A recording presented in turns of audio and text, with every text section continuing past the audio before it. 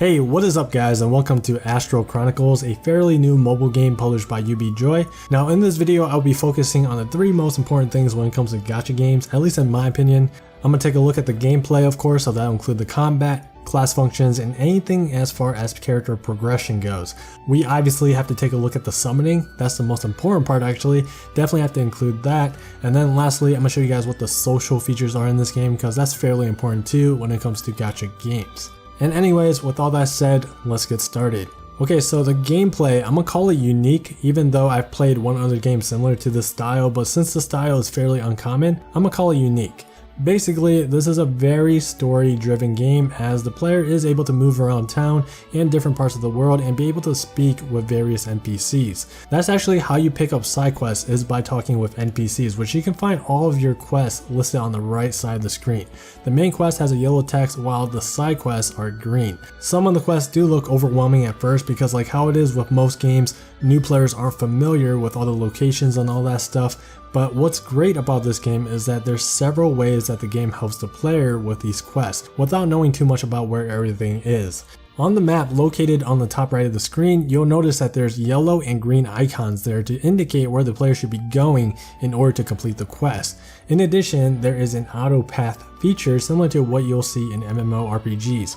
Your character can automatically run to the quest point by double clicking on the quest text. This is a very nice quality of life feature for anyone that tends to get lost a lot. And speaking of quality of life features, there's actually quite a few quality of life features that I really appreciate. As I was saying earlier, this game is very story driven and it has a lot of dialogue.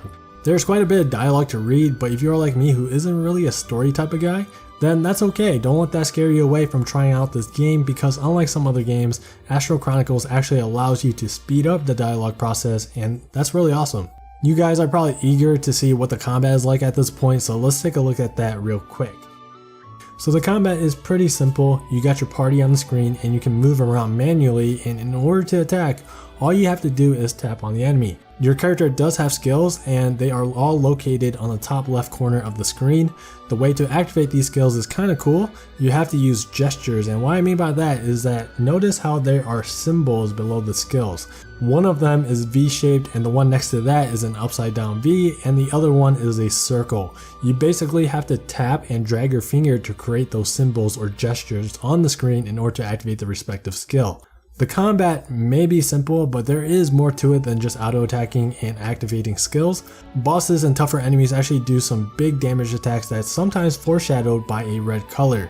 You'll be able to see them coming ahead of time, and it's your job to move around and avoid those attacks, so you do need to be a bit proactive. For the weaker enemies though, you honestly don't have to do much. Most of the early game monsters can easily be defeated with the auto battle feature.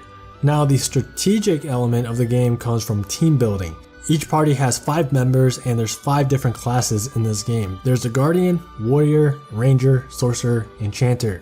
Guardian is the tanky melee class. You'll definitely need one of those on your team so you have someone to soak up damage in the front lines. Warrior is the other melee class that's more of a DPS role rather than a tank role. Ranger is a long range DPS role that deals more damage than the Warrior, but at the same time more fragile. Sorcerer is also a ranged DPS. They specialize in crowd control as well as AoE damage.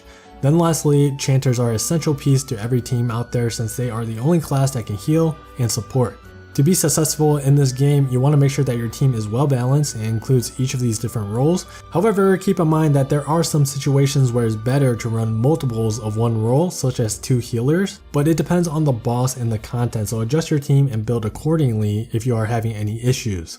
So now that you know all the classes, let's dive deeper into characters and what you can do with them as far as character customization goes.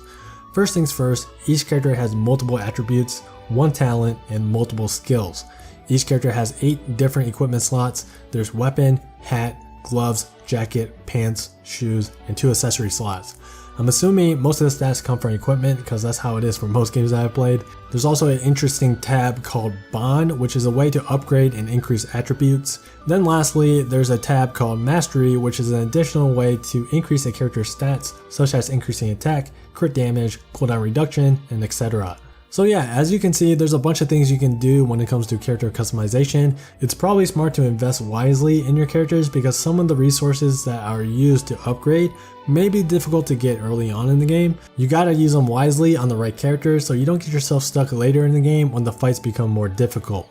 Alright, now let's go over everybody's favorite part, the summoning. The rates in this game are actually pretty good. 82% for a rare, 15% for SR, and 3% for SSR, which is the highest rarity.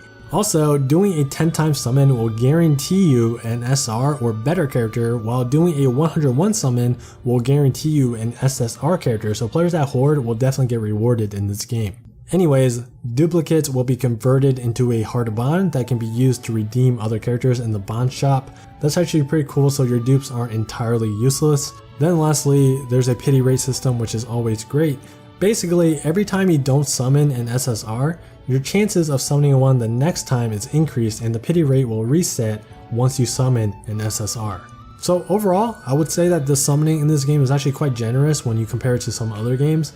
The rate might be pretty standard, but the extra summoning features that are added onto that are quite nice. Okay, so the gacha system is great and all, but how about the characters? Gacha games are only as good as the characters, am I right? This game right here, I guess you could say that it has a decent variety of characters. There's a lot of waifus and different types of waifus. Majority of the characters from what I've seen are female, so if you love collecting waifus, you'll definitely enjoy this. If not, don't worry because it's not all filled with waifus. There are some husbandos too. Not as much compared to the waifus, but at least they do exist. The last topic for this video is going to be on the social features. So at the bottom, there's a social button. In there, you can add friends using ID or name. You can browse through the recommended and add random people or find nearby players to add. You can also message your friends using the in-game chat system. There's not a lot of mobile games that have this feature, unfortunately, so this is kind of cool that this has it. There's also what looks to be a guild system, but it's called Union. Not really sure what guilds are used for in this game, but just do know that this game does have one. This game does in fact have co-op where you can play dungeons together with your buddies or with randoms. Maybe in case you can't solo one of these dungeons, then feel free to co-op with multiple players in order to clear them, just like how I kinda got carried by some randoms online in this clip. There's 5 members on a team, so you can basically team up with 4 other players, whether it be your buddies or random players. And yeah, that's gonna be it for Astral Chronicles. There's more features in this game that I couldn't cover in this video, mainly because I haven't unlocked the feature yet in the game. I'm talking about things like fishing and crafting. But anyways, if you guys are interested in this game, then feel free to take a look at all the links that will be posted in the description below. I mean, it's a decent game, and I think it's kind of popular right now, so definitely check it out. At least try it out for like 10 minutes or so and see how you like it. And yeah, that's gonna be it for this video. As always guys, thank you all for watching, and I'll see you guys in the next video.